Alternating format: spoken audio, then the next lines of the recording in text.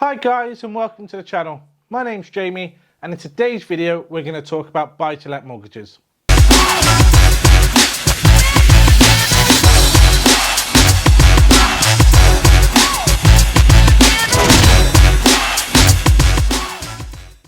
It's important to understand finance as over-leveraging yourself could see your investment go down the drain. The first step is understanding if you qualify for a buy-to-let mortgage. Before I jump into that, as always, I'm going to drop our contact details in the show notes below. So if you want to get professional advice or if you have any questions, feel free to reach out to us directly. But for now, let's jump back into the video. Now, buy-to-let mortgages are processed differently from residential mortgages. Some lenders will require to be what's called an owner-occupier or have at least owned a property in the last 12 months. Some lenders will require to have a minimum income, while other lenders will not require to have an income at all. Now, if you're a first-time buyer and a first-time landlord, it's not impossible to get a mortgage, but it is more difficult. So you do need to have the right knowledge and experience of the finance market. As I said before, buy-to-let mortgages are processed differently from residential mortgages. Let me explain the differences. Your residential mortgage is based on affordability. So a lender will look at your ingoings and your outgoings, and they'll assess what they're prepared to lend you. Now, buy-to-let mortgages is based around the property and its income potential. That being said, lenders still will look at your credit profile and your personal circumstances, just not in the same way as a residential mortgage. So, how does a lender look at buy-to-let mortgage affordability? Basically, it's calculated on its rental income. So, the lender wants to see the rent available from the property at a certain percentage above the mortgage payments. If you're looking around on the internet, you'll see this called rental stress testing. Now, I'm not going to cover how it's calculated in this video, as it will depend on your personal circumstances. For instance, if you're a higher rate taxpayer. So, how much do you want to borrow? The right answer to this question is the least amount possible. However, lots of people tend to borrow 75% loan to value, as they're looking to use leverage to purchase and grow their portfolio. Now, it's important to remember that loan to value and borrowing will be restricted against the open market rent. So what does that mean?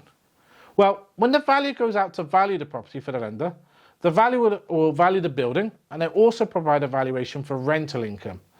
Now, so we talked about the fundamentals so far.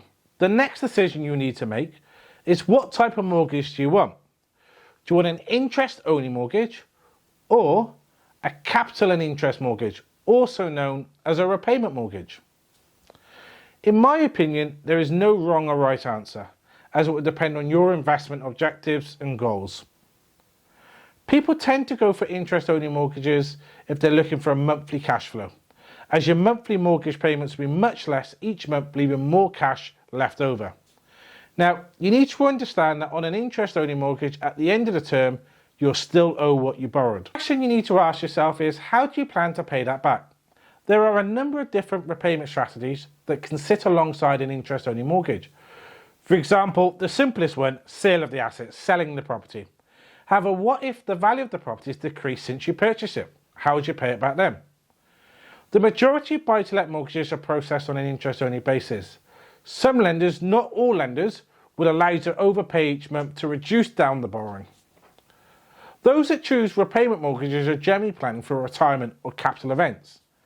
However, everyone's plans and objective is different, so you need to speak to a professional advisor to understand what best fits your objectives. So, let's recap. We've discussed what are buy-to-let mortgages, how affordability is calculated, and different repayment types. Now, the next step is understanding what's the best way to purchase a property. Now, you may hear some people talk about purchasing in a limited company or refer it to as an SPV. SPV stands for Special Purpose Vehicle. Basically, a company set up for the sole purpose of holding property. Lots of people are talking about this at the moment. It's sort of like the buzzword in the industry, simply because it does come with some tax advantages. Now, if you've watched any of my other videos, you know I'm a firm believer in getting professional advice, so I urge you to speak to a tax advisor.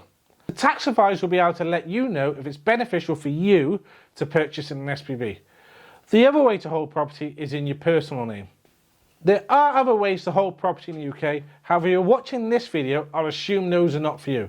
Again, if you've sought advice from a tax advisor, they'll be able to tell you. Up to this part of the video, I hope I'm providing some value. Please do like the video. It shows me that at least someone's getting some value. If you really want to show your appreciation, please do subscribe to the channel. So where are we now? Let's recap. So we know what a buy-to-let mortgage is. We know how the mortgage affordability is calculated. We know the difference between mortgage types.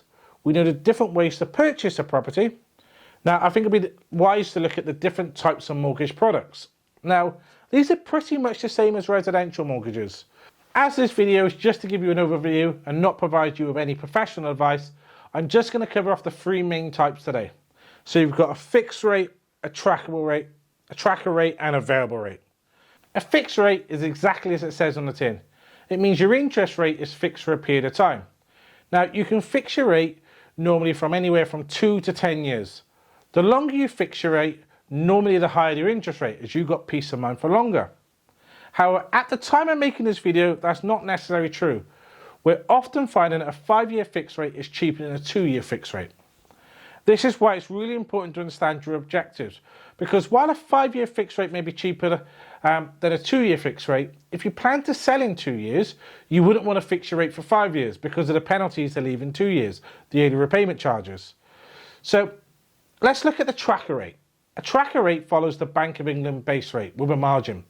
For example, if you want a tracker rate with a product to say 1% above the base rate, and if the base rate was at 0.5%, that means that your interest rate will be 1.5%. Now, a tracker rate is normally cheaper than a fixed rate as it carries an element of risk. Now, if we look at the variable rate, this is the rate set by the lender. The lender can make changes to the variable rate whenever they like, to whatever they like, effectively. So the only other thing we've got to cover off in this video quickly is property. Not all lenders will lend against all properties. Just like they have criteria on who they want to lend to, they also have criteria on what they want to lend against. Here's a few quick examples of these. Is the property leasehold or freehold? For example, how many years are left on the lease? Is it next to a commercial premises? Is it in a high social housing area? Is the property of non-standard construction?